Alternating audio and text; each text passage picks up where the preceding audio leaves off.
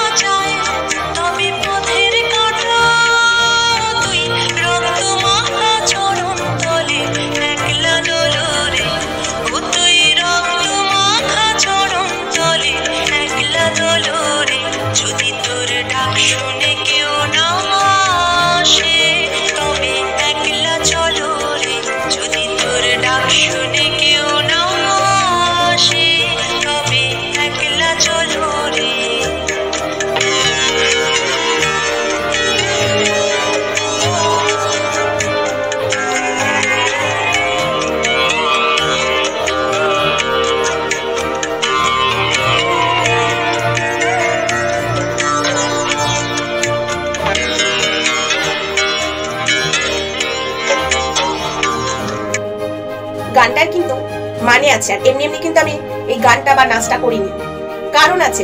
কারণ না থাকাকালীন কিন্তু আমি কিছু করি না।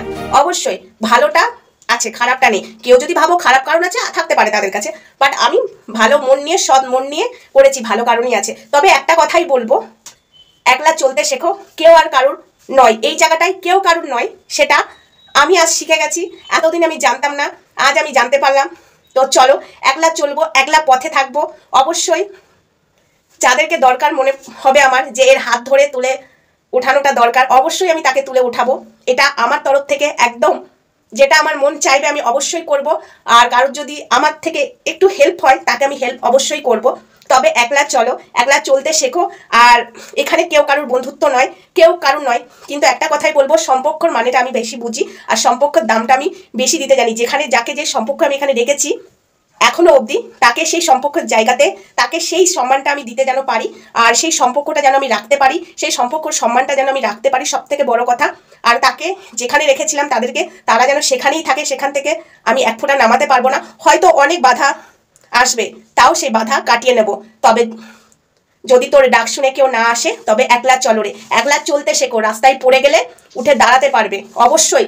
যদি দাঁড়াতে নাই পারো তাহলে পেছন থেকে কে কত ব্যাক সাপোর্টে তোমাকে ঠেলবে, একদমই না। একা পথে চলো আর একা লড়াই করতে শেখো। তো যাই হোক, আমি লড়ে এবার দেখাতে পারবো যে আমি একাও চলতে পারি একদম।